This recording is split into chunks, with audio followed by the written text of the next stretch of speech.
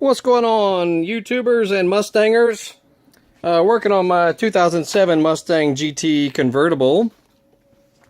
I got tons of videos on, just little service issues and other maintenance issues and little fixes to things. So check out my other videos if you have one of these cars.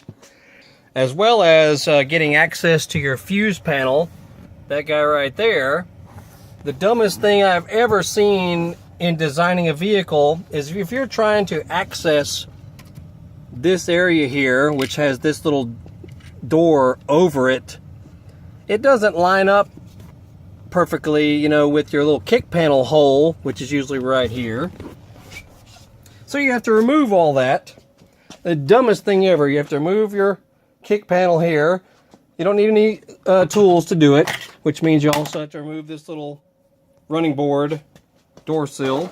You don't need tools to get to any of that. Just pop it off by hand. Then you can gain easy access to your fuse box.